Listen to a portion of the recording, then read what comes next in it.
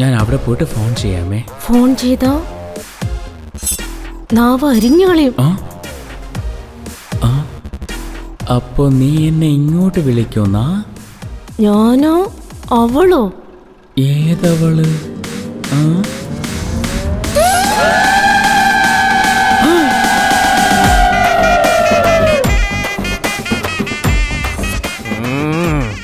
എന്തായാലും ഒരേ സമയത്ത് രണ്ട് പെൺകുട്ടികളെ പ്രേമിക്കാൻ പാടില്ലായിരുന്നു. സാഹചര്യമാണ് സർ. ഒരുത്തിയെ ഞാൻ സ്നേഹിച്ചു, വേറൊരുത്തി എന്നെ സ്നേഹിച്ചു. എന്റെ അവസ്ഥ നിങ്ങൾക്ക് വരികയാണെങ്കിൽ നിങ്ങൾ എന്തായിരിക്കും സർ ചെയ്യുക? ആരായിരുന്നാലും ഇതൊക്കെ തന്നെ ചെയ്യുള്ളൂ ബോസേ. അല്ല, രണ്ട് പെണ്ണുങ്ങളെ പ്രേമിക്കുന്ന കാര്യം ആദ്യം എന്താ പറയാഞ്ഞ്? ഞാൻ സാറിന് ഇന്നല്ലേ പരിചയപ്പെട്ടത്. അത് കറക്റ്റാ. ഒരേ നേരത്തെ രണ്ടുപേരെ സ്നേഹിച്ചു എന്നും അവർക്ക് രണ്ടുപേർക്കും കല്യാണക്കുറി കൊടുക്കാൻ വന്നാണെന്ന് പറഞ്ഞാ എന്നെക്കുറിച്ച് നിങ്ങൾ എന്തായിരിക്കും സാർ കരുതുക?